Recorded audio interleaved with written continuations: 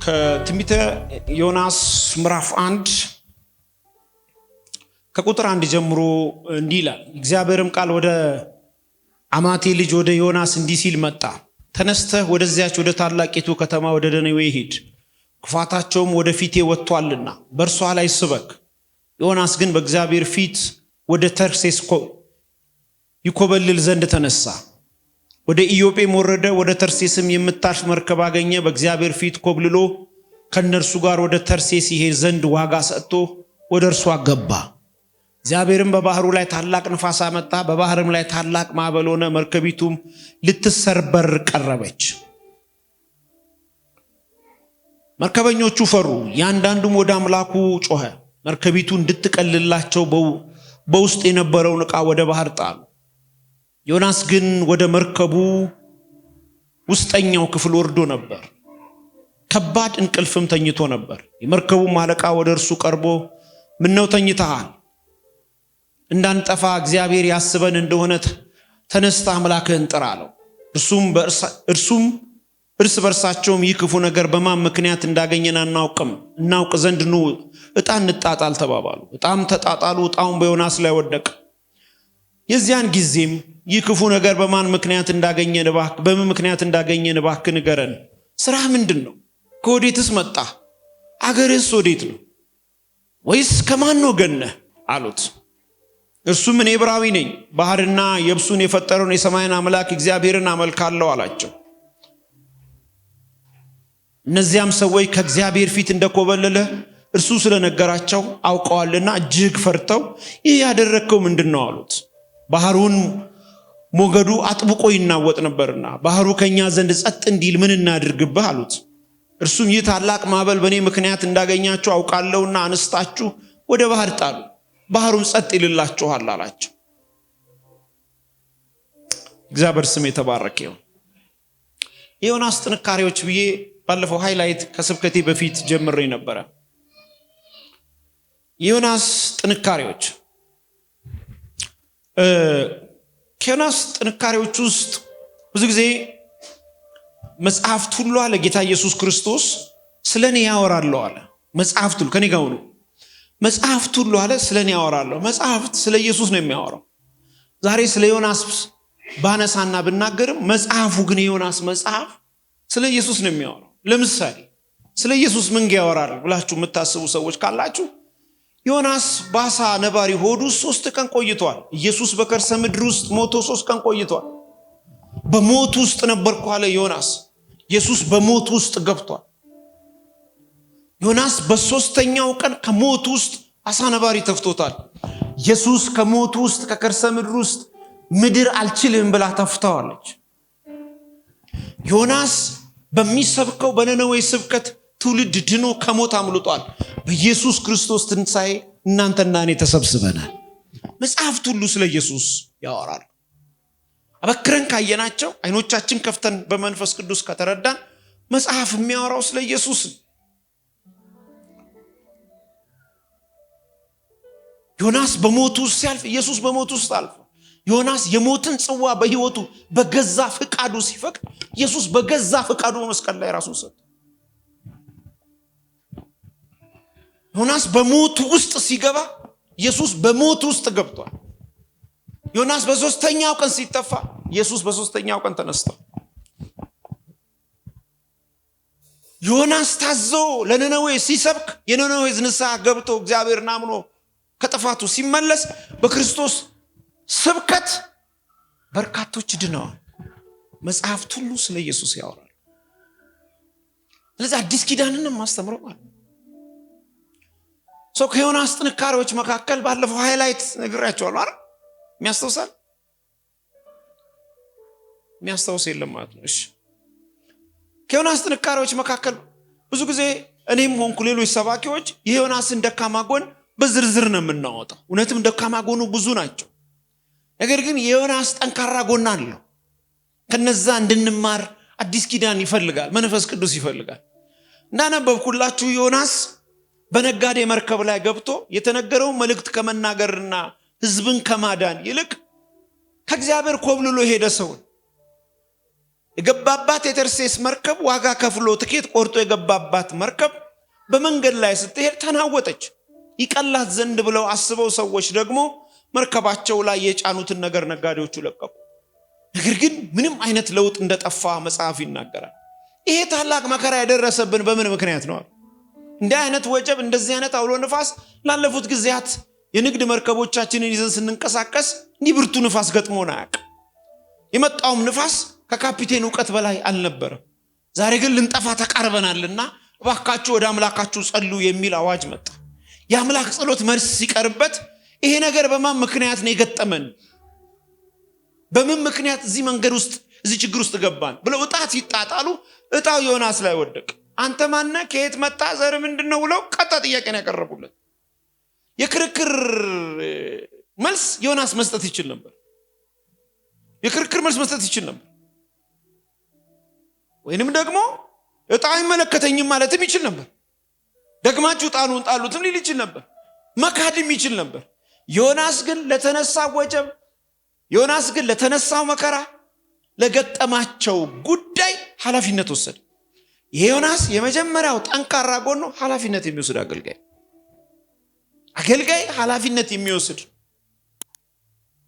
የአዲስ ኪዳን አገልጋይ ኃላፊነት የሚወስድ አገልጋይ። አገልግሎቱ ኃላፊነት ይወጣል። የክርክር እኔ ከዮናስ በጣም ምን ትረዳለህ ብላችሁ ጠይቁኝ። ተከራካሪ አልነበረም። ኃላፊነት የሚወስድ ሰው ነበር። ብዙ ሰው በዚህ በዘመን ላይ ኃላፊነት ይወስዳሉ። አሁን ለገባው ህይወት ኃላፊነት ይወስዳሉ። ብዙዎቻችን እኮ ተጣልተን ኃላፊነት አንወስድም። እኔ ነኝ የሚል ሰው እኮ ከኔ ጭምር አለ ወይ ብዬ እኔም አስበው ነኝ። ጥፋት ይጠፋል፣ ችግር ይፈጠራል፣ የሆነ ነገር ይፈጠራል። እኔ ነኝ ወይ? በእኔ ምክንያት ነው ይሄ ነገር የመጣው። ይሄ በጣም ትልቅነት ነው። ይሄ ጠንካራ ጎን ነው። አሁን ላለሁበት ምክንያት እግዚአብሔር ከልክሎኝ እንጂ እኔ ትክክል ነኝ የሚል ትውልድ እኮ እየተነሳ ነው ያለው። እግዚአብሔርን የተሳሳተው እንደሚል እኮ የአዳም ትውልድ መጥቷል። እሷን የሰጠኝ ቀን ነው ችግር የተፈጠረው የሚል እግዚአብሔርን ለምን በላ ሲለው ተሳስቼ ነው ከማለት ይልቅ ኃላፊነት ከመውሰድ ይልቅ የሰጠኝ ናት። አሁን ለደረሰብኝ ችግር እሷ ናት። ሰው መጠቋቆም ውስጥ ነው ያለው። ሀገር ለሀገር መጠቋቆም ውስጥ ነው። ቤተሰብ መጠቋቆም ውስጥ ነው። ኃላፊነት መውሰድ ግን ጠንካራ ሰዎች፣ የመንፈሳዊ ሰዎች የሚጠበቅ ከዮናስ ህይወት የምንረዳው የምንማረው ይሄኛል። ኃላፊነት ወሰድ። ብዙ ሰው እጅን የሚጠቁመው ለዚህ ቸርች እንቅፋት እሷ ናት፣ ለዚህ ቸርች እንቅፋት እሱን፣ ለዚህ ቸርች ለዚህ ቤት እንቅፋት እኔ ብቻ ነኝ እኮ ለቤቱ ምሰሶ፣ አንተ አይደለህም፣ እኔ ብቻ። በጣም ከባድ ኃላፊነት አለመውሰድ አደጋው ከባድ ነው በጣም። እንደ ግል ለራሳችን ኃላፊነት መውሰድ መቻል አለብን። አንድ ጊዜ ስራ ላይ በነበርኩበት ጊዜ ሁለት ልጆች ተጣልተው ይመስለኛል አገላግሏቸው አንደኛውም ሰው ይዞታል እና አንደኛው ያለቅሳል፣ በጣም ነው ርር ብሎ የሚያለቅሰው፣ አንደኛው ደግሞ ድክም ብሎታል። እና ምንድነው ብለን የሚተሪ ልብስን የለበስነው ማን ነው ጥፋተኛ ስለ እኔ በቀላሉ ጥፋተኛውን ለየሁት፣ የሚያለቅሰው ነው። ምክንያቱም ወይ ተመቶ ነው ወይ ሆነ ነገር ሆነ፣ ያኛው ደግሞ ደክሟል። ከዛ ማን ነው ጥፋተኛ ብዬ አካባቢ ስጠይቅ የሚያለቅሰው ነው። ለምንድነው ቢዝና ካልደበደብኩ ድጋሚ ደብድቤው ካልደማ። ምን አይነት መንፈስ እንደሆነ አላውቅም። ያኛው እኮ ደክሟል፣ ኦልሬዲ ተመቶ እኮ አቅቶታል። አንዳንድ ሰው በጣም ኃላፊነት የጎደለው ሰው ደም ካላየም አይረካ። ኃላፊነት በስራህ ላይ ብቻ ሳይሆን በህይወትህ ላይ መውሰድ ይጠበቅብሃል። ለተካፈለ ጉዳይ ብቻ አይደለም ኃላፊነት መውሰድ ያለብህ፣ ለምታገለግለው ጉዳይ፣ ለምትኖርለት ጉዳይ ኃላፊነት ሰዎች መውሰድ መቻል አለባቸው። ኃላፊነት ያልወሰደ አገልጋይ፣ ኃላፊነት የማትወስድ አገልጋይ፣ ኃላፊነት የማይወስድ ቤተሰብ አደጋው የከፋ ነው የሚሆነው። እኔ ነኝ እና እኛ ቆይ መርከባችን ሰላም እንድትሆን ወጀቡ እንዲቆም ምን እናድርግ ሲል አንሱና እማበሉ ውስጥ ጣሉኛል። እማበሉ ስትጥሉኝ አለ በእኔ ምክንያት ስለሆነ የወጀብ የመጣባችሁ ይቆምላችኋል አላቸው። በጣም የሚገርማችሁ ነገር ወስደው እማበሉ ሲቀጡት ወጀቡም ቆመ ይላል። ከዛ በኋላ መጽሐፍ እንደሚል ታውቃላችሁ፣ እነዛም ሰዎች እጅግ ፈሩ፣ እግዚአብሔርንም እያመሰገኑ በሰላም ወደ ቤት ሄዱ። ወደ ሀገራቸው ወደ አሰቡት ሄዱ። ኃላፊነት የሚወስዱ ሰዎች በዘመናት መካከል ሲቀጥሉ ነው ያየሁት። እኔ ነኝ የሚሉ ሰዎች፣ አጥፍቻለሁ የሚሉ ሰዎች ቢዝነሳቸው ሲሰፋ አይቻለሁ። ፋይናንሳቸው ሲለወጥ አይቻለሁ። አሳ ነባሪ ሲታዘዝላቸው አይቻለሁ። ሲፈወሱ አይቻለሁ። ሲባረኩ አይቻለሁ። እግዚአብሔር ወዳጅ ሲሆናቸው አይቻለሁ። እኔ ራሴ ምስክር ነኝ። እግዚአብሔር እንዴት በእኔ ባህሪ ከኔ ጋር ቆየ ብዬ ሳስብ ኃላፊነትም መውሰድ ሰው ነኝ ብዬ አስባለሁ። እንደ ሰው ድካም አይኖርብኝም እያልኳቸው አይደለም። ኃላፊነት ግን በጣም ይሰማኛል። ኃላፊነት የሚሰማው ሰው ካልሆነ የእግዚአብሔር ወዳጅ መሆን ይከብደናል። አንድ ጊዜ ይህን ጥቅስ ታውቂዋለሽ። ዳዊት በሳኦል ምክንያት ስደት ውስጥ ነው ያለው። በሳኦል ዘመን ደግሞ የእግዚአብሔር ታቦት አልተፈለገም። እንግዲህ አስቡ፣ ሳኦል ሳይነግስ ነው ታቦቱ የተማረከው። ሳኦል 40 ዓመት ሲቆይ ሳኦል ታቦት አልፈለገም። ታቦቱን አልፈለገም። ክብሩን አልፈለገም። መገኘቱን አልፈለገም። ሲፈልግ የነበረው እንዲያውም ዳዊትን ለመግደል ነበር። ዳዊት ንግስናውን ሲይዝ ገና በ7 ዓመቱ ንግስናውን ሲይዝ አንድ ነገር አነሳ። በሳኦል ዘመን ያልፈለግነውን የቃል ኪዳኑን ታቦት እንፈልግ። እውነት ኢንክሉድድ ራሱን አስገብቶ ራሱን ጨምሮ ማለት ነበረበት ብዬ አስባለሁ። በዳዊት ዘመን በሳኦል ዘመን ያልፈለጋችሁን ታቦት ኑ ሄደን እንፈልገው ነው እኮ መጽሐፉ ማለት ያለበት። መጽሐፉ ግን እንደዛ አይልም። በሳኦል ዘመን ያልፈለግነውን የቃል ኪዳኑን ታቦት ኑ እንሂድና እናምጣዋል። ራሱን አስገብቶ እኔ በሆነ እኮ እንደዛ እኔ በምድረ በዳ ነበርኩኝ።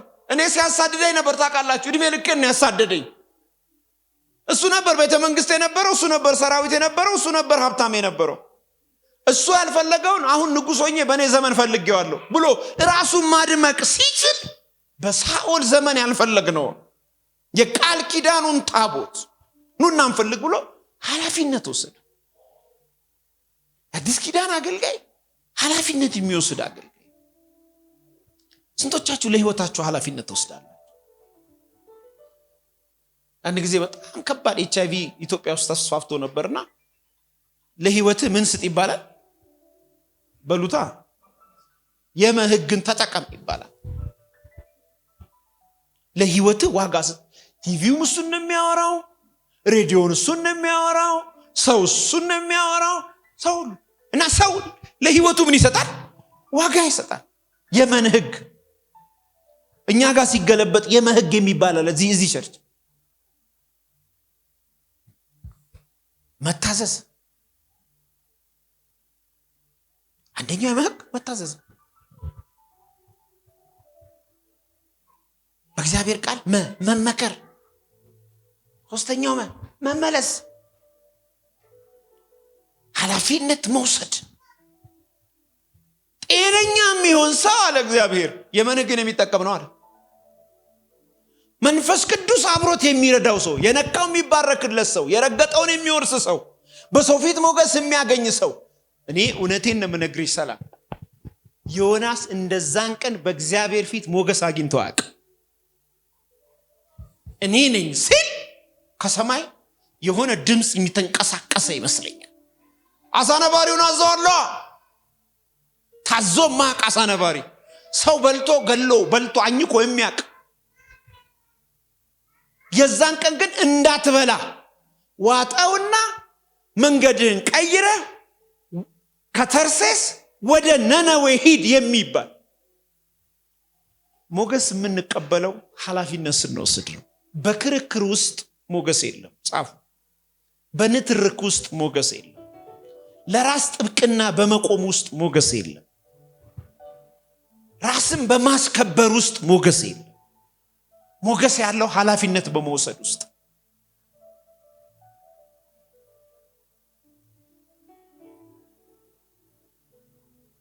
የኤማሁስ መንገደኞች ሞገስ የሆነላቸው ሲመለሱ ኢየሱስን አረዱት፣ ለራሱ ለኢየሱስ ነገሩት። አይናቸው በተበራ ጊዜ ግን እኔ ነኝ ጥፋተኛ፣ ኃላፊነት ወሰደ። እመለሳለሁ ወደ ቤቴ ወደ አዘጋጀህልኝ፣ ጠብቁኝ ወዳልከው፣ መንፈስ ቅዱስ ይወርዳል ወዳልከው እመለሳለሁ። ኃላፊነት የሚወስዱ አገልጋዮች ሁል ቀን ከመልካም ነገር አይጎሉ። አንድ ጎቶሊያ የምትባል ሴት ነበረች። በእስራኤል ላይ ንጉስ የሚፈቀደው ወንድ እንጂ ሴት አይደለም። የንጉሱ ልጆች ሁሉ ገላ ንጉስ ሆነች። እስራኤልም ተቀበላት፣ ደነገጠ፣ ፈራ። የሚገርማችሁ ካህናቱም ፈሯት፣ ሰራዊቱም ፈርቶ ተከተላት። አንድ ካህን ብቻ የንጉሱ ልጅ ወስዶ ኢዮሳፍጥን በቤተ መቅደስ አሳደገው። ምን አይነት ኃላፊነት መውሰድ ነው? አዋጅ ባለበት፣ ንጉስ ባለበት፣ የሚያስፈራ ባለበት አሳድገውን ልጁን የ7 ዓመት ሲሞላው ውስጡ ስራ ሰራ። እንደሱ ኃላፊነት የሚወስዱ ሰዎችን መለመለ። በእስራኤል ላይ ንጉስ መሆን ያለበት ማን ነው? ወንድ ነው። እና ሴት ትክክል አይደለም። ግን ምን እናርግ? ኃላፊነት አንወስድም። ብሞትስ፣ ብሰደብስ፣ ብታሰርስ፣ ብነቀፍስ? አየህ፣ ሰው ኃላፊነት ካልወሰደ ዘመኑን ሌላ ሰው ነው የሚኖርበት። እንግዲያውስ አንድ መፍትሄ አለ አላቸው።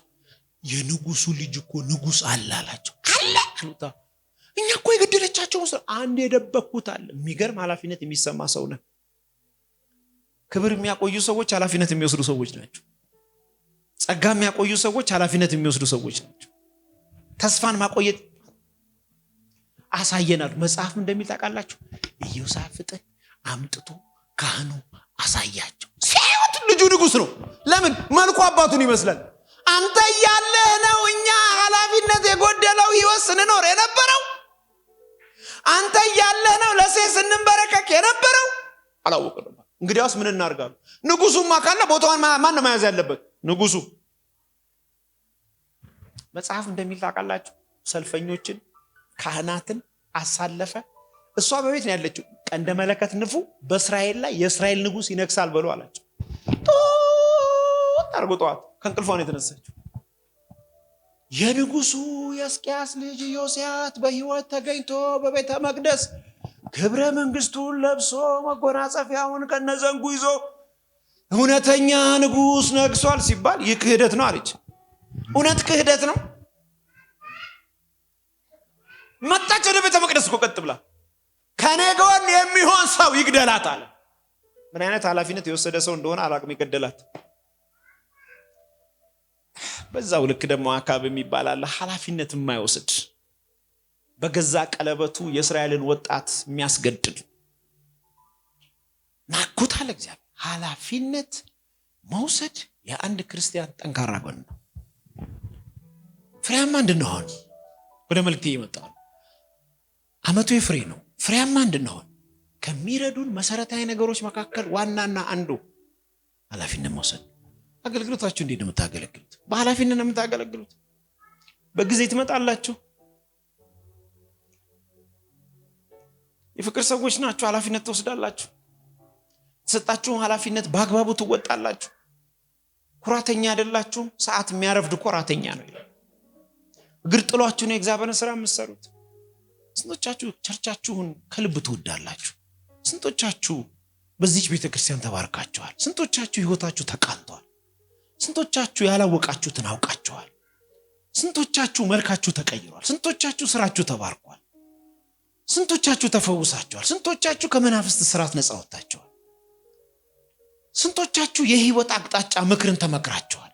ስንቶቻችሁ የነገ ህይወታችሁን በዚች ቤተክርስቲያን በጭልፋ ቀርታችኋል? ይሄን ከሆነችላችሁ ኃላፊነት መውሰድ በጣም ትልቅነት ነው። በሰዓት መገኘት በጣም ትልቅነት ነው። ኃላፊነት የሚሰማውን ሰው ማገልገል እንዴት አይነት በረከት እንደሆነ ልነግራችሁ አልችልም።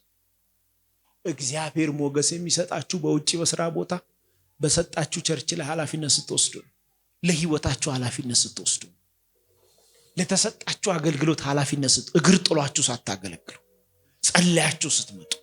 ስንቶቻችሁ ለኔ ጸልያችሁልኝ ታውቃላችሁ? ስንቶቻችሁ ስለኔ ህይወት ስለኔ ልጆች ጸልያችሁ ታውቃላችሁ? ስንቶቻችሁ ለመሪዎቻችሁ ኃላፊነት ወስዳችሁ ታውቃላችሁ? እኛ እኮ እንደ ሀገር እኮ መሪ ገዳዮች ነን ታውቃላችሁ አይደል? ኮከቦቻችንን ማናከብር እኮ ነን። እኔ አንድ ቀን ኮከብ አየሁ። ማን ነው ስለው ሰውን ያሳየኝ። እንደዚህ ትልቅ ኮከብ መሆን ትፈልጋለህ አለኝ። አድምቀው እሱን ትደምቃለህ አለኝ። በማክበር ውስጥ ነው መክበር ያለው። እኛ አገልጋይ ስንዘረጥጥ ኃላፊነት ሳንወስድ እኔ መሪ እዚህ ጋር ቁጭ ብሎ እኔ ከሱ ጎን ቁጭ ብዬ ገባውም አልገባውም ይሄ ገባኝ። ልክ ሲቆም እቆማለሁ፣ ሲቀመጥ እቀመጣለሁ። ቆመ ማለት አብሬን የምቆመው አውቶሪቲ ነው፣ ኃላፊነት ይሰማኛል። ሰውየው ምንም ይሁን ከኔ ቀድሞ ኃላፊነት ይዟል። ኮኮቤ ነው ለኔ። በማክበር ውስጥ ነው መክበር ያለው። አንኳሰህ መክበር የለም። ኃላፊነት ሳትወስድ ንቀህ መክበር የለም። አንጓጠህ መክበር የለም። ዘር ነው ይልቁኑ የዝቅታ ዘር ነው የምትዘራው። እግዚአብሔር ቤተሰቦች ለዋናዎቻችሁ ስንቶቻችሁ ለቸርቻችሁ ትጸልያላችሁ? ኢትዮጵያ አባት ማታ ሲገባ ልጁን ይመጣል እንኪ ልጅሽን ብሎ ነው የሚሰጥ። ለልጅ የሚያስፈልገው ደብተርና እስክሪፕቶና እንትን ይመስሏል። ኃላፊነት መውሰድ፣ ዳይፐር መቀየር፣ ማጠብ፣ ካካው መጥረግ፣ እሷ ካጠባች አንተ ማግሳት ማስገሳት፣ ከልጅ ጋር ጊዜ ወስደ ዳዴ መጫወት። ነውር የመሰለው አባት እኮ ነው ያሳደገንኛ። አሁን እንኳን የተቀየረ ይመስለኛል። ይሄን አባት እንዲህ ያላደገ ልጅ ሲያድግ አባቱ ያደረገውን ነው የሚያደርገው። ልጅን ማጫወት፣ ከልጅ ጋር ወክ መውጣት፣ የልጅን ለሀጭ መጥረግ እኮ ነውር የመሰለ ሰው እኮ አባት እኮ ነው ያለው። ኃላፊነት አለመውሰድ። እንደዚህ ያደገ ሰው ለቸርች እንዴት ኃላፊነት ይወስዳል ብዬ አስባለሁ። ቸርች የምትበዛው፣ ቸርች የምታድገው፣ ሰስቴን የምታደርገው፣ ፋይናንስ ብሬክ ስሩ የምታመጣው በአባላት ብዛት ሳይሆን በኃላፊነት በሚሰማቸው ሰዎች ነው። ኃላፊነት በሚሰማቸው ሰዎች፣ ሁሉ ቦታ በሚቆሙ ሰዎች፣ ክፍተት ሳይው ክፍተት የሚዘጉ ሰዎች፣ ከልብ የሚኖሩ ሰዎች። እግዚአብሔር እንዲኖርልህ ይሄ ህይወት ያስፈልጋል። ኃላፊነት ዮናስ ስለወሰደ ማንም ሰው በአሳነባሪ በረራ ሆድ ውስጥ ገብቶ በረራ አካሂዶ አያውቅም። ላጣናቸው ለየትኛቸውን ጉዳዮች የኃላፊነት መጉደለት። ኃላፊነት በወሰድን ማግስት አሳነባሪ ይታዘዝልናል፣ እንመለሳለን። ክብር ለኢየሱስ ይሁን። የዮናስ ሁለተኛና የመጨረሻው ጠንካራ ጎን። ሶስተኛው ላይ እንኳን መድረስ አይመስለኝም።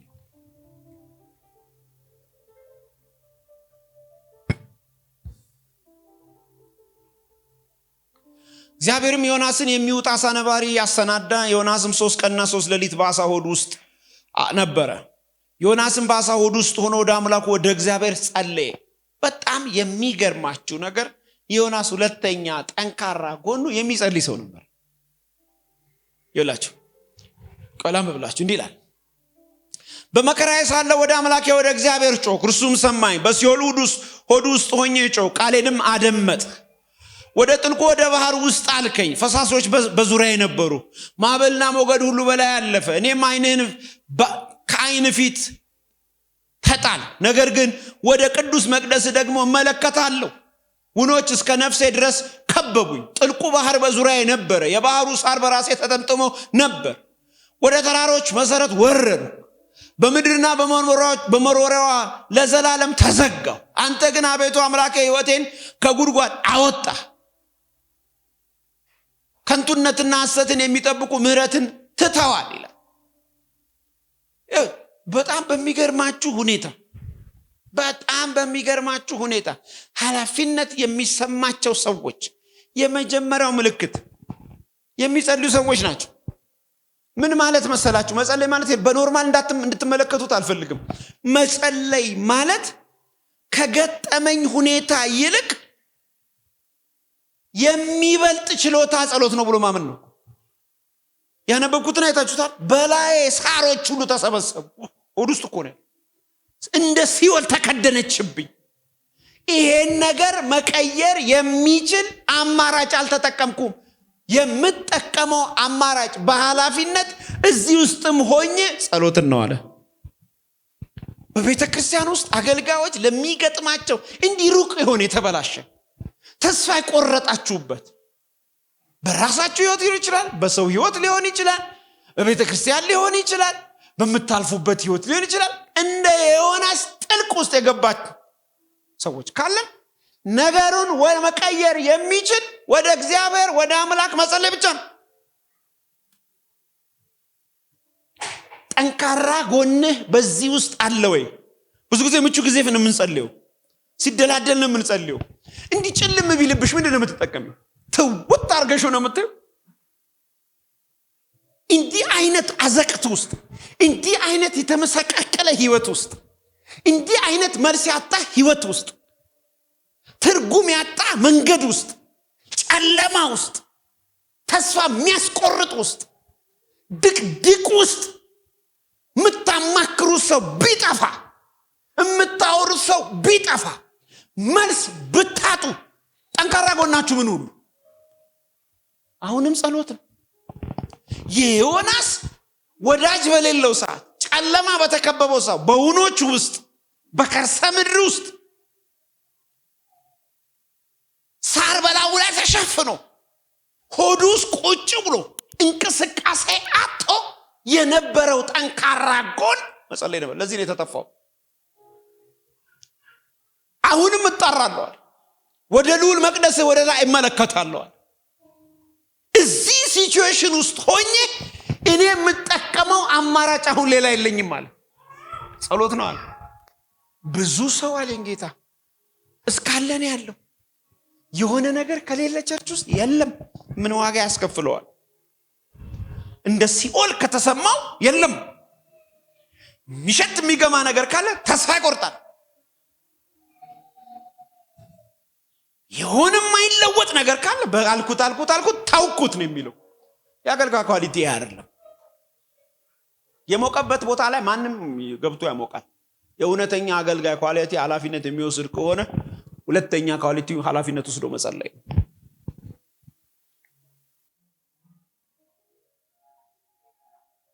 ስንቱ ቆንጆ በተባለበት ቁንጅና ይዘሽ ያንቺ አፈር በላሽ ሊሉሽ ይችላሉ። ስንት እጅ ላይ ምርጥ ሙያ ኖሮ ካንተ የባሰ በትልቅ ብር ሊቀጠር ይችላል። አንተን አኮስሰው ተስፋ እንዳቆርጥ በሆድ ውስጥ ገብቶ በከርሰ ምድር ውስጥ ገብቶ እግዚአብሔር ፊት ጮሆ በር እንደተሰጠው ዛሬ ለአንድ ሰው ይሄ መልእክት ነው። እግዚአብሔር ጎትቶ ያወጣቸዋል።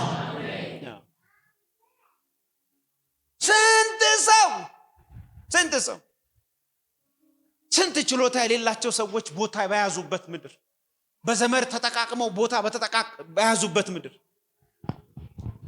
ስንት ችሎታ ያላቸው ስንት አቅም ያላቸው ሰዎች ተዘግቶባቸው ተቀምጦ አይቀጥልም። እንደዚህ እንጮሃለን፣ እግዚአብሔር ታሪክን ይቀየራል።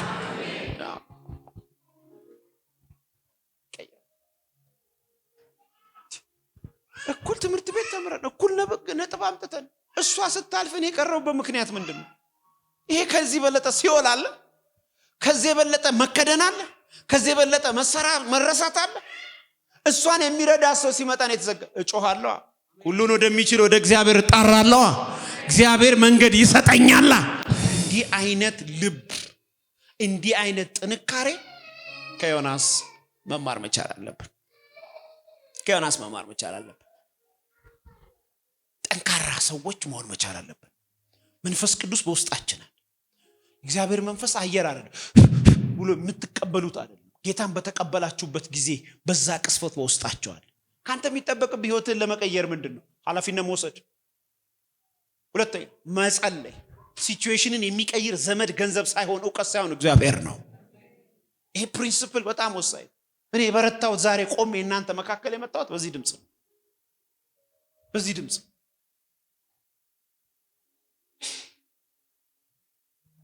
ነገሮች ተመቻችተው አይደለም የምናገለግለው። ልባችን ሳይወርድ አይደለም የምናገለግለው። ኃላፊነት የማይወስዱ ሰዎች በዙሪያችን ስለሌሉ አይደለም። መንፈስ ሲጠቀምባቸው እያየን መክረን አስተምረን ትምህርት እንደ በብዙ ጨዋነት ነው የምነግራችሁ። ብዙ ማያቸውን ነገሮች ታውቃላችሁ። ፊት ለፊት እንደማልናገር አንዳንዱን በትምህርት ነው የማዘጋጀው፣ አንዳንዱን በምክር ነው፣ አንዳንዱን በመገሰጽ ነው። ይሄ ሁሉ ያልቀየረው ትውልድ፣ ኃላፊነት የማይወስድ ትውልድ በመካከላችን አለ። የእግዚአብሔር ቤተሰቦች እኔ እርግጠኛ ሆኜ ነው የምነግራችሁ ያለው እነዚህ ሰዎች ሃማ እያለ አይደል ነገር የተቀየረው? ሃማ እያለ እነዚህ ሰዎች እያዩ ወይ በእነሱ ወይ መዳን ከሌላ ቦታ አስነስቶ እግዚአብሔር አምላክ ከተዋጥንበት ያስተፋናል። ሶስት ነገር ልንገራችሁና የዛሬ መልእክት ልጨርስ፣ ወደ ቅዱስ ቁርባን እንሄዳለን። ፍሬያማነት ዮናስ 1:13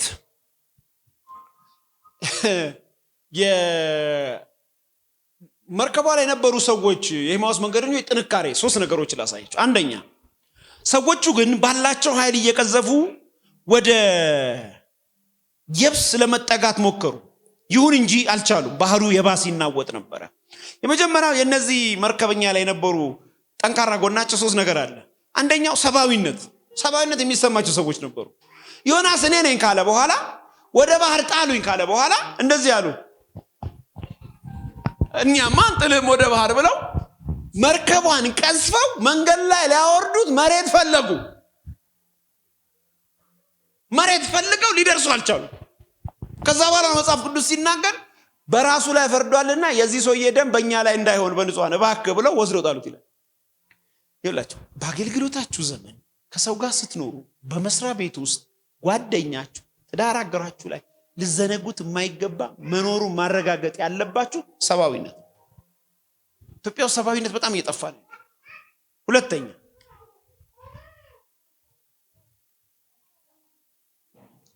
ለሰው መራራት። ቁጥር 14 እንዲህ ይላል፣ እግዚአብሔር ሆይ እባክህ በዚህ ሰው ነፍስ ምክንያት አታጥፋን፣ የዚህ ንጹህ ሰው ደም በእኛ ላይ አይሁን፣ እግዚአብሔር ሆይ አንተ የወደድከውን አድርገሃልና ብለው ወደ እግዚአብሔር ጮሁ። ሩሩህነት፣ ርህራሄ። ግዴታ በደም መዋለድ አይጠበቅብንም እኮ። ከደም በላይ እኮ ተዋልደናል በመስቀል። አንዳችን ለሌላችን በርህራሄ መመልከት መቻል አለብን። ሶስተኛ ጥንካሬ።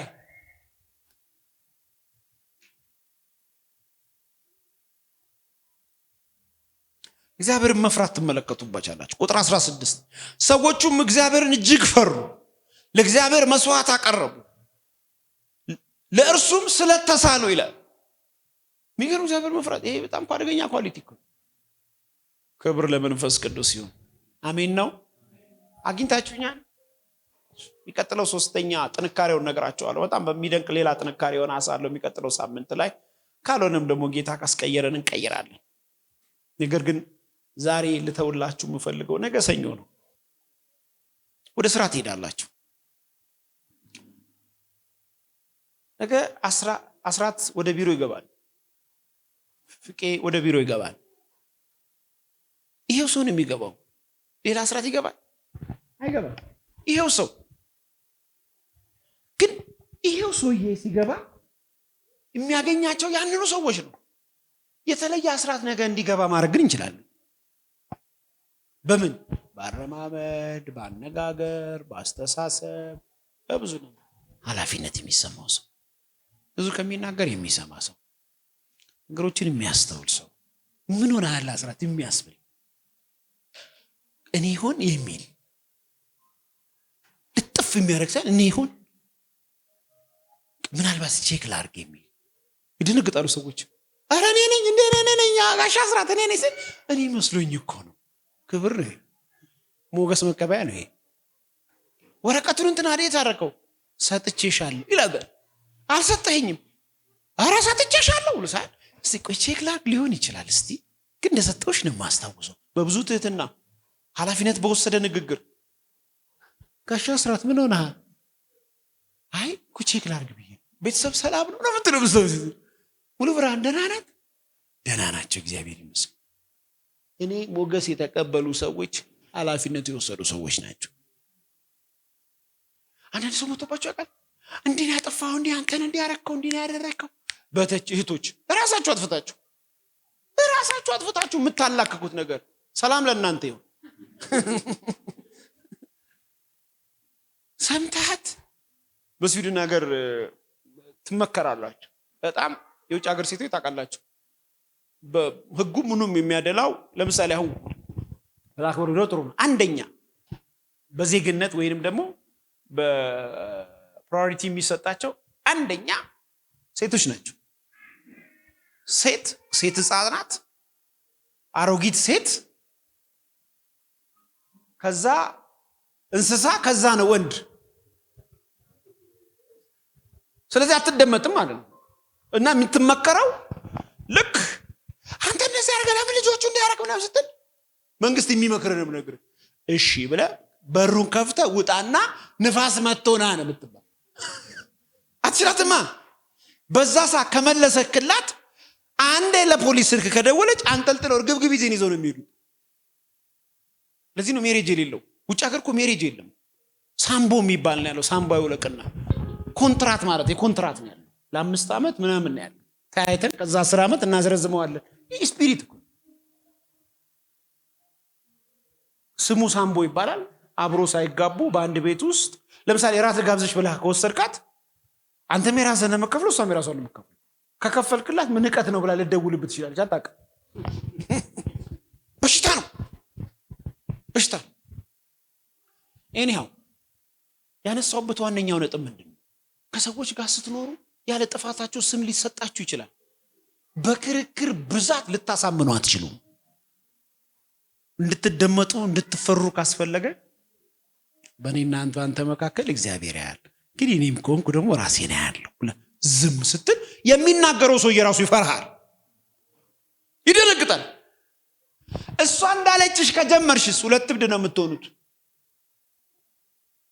እንዳረክሽብኝ ያረግልሻል ሳልሰራልሽ ምናምን ወጥ ስሪ።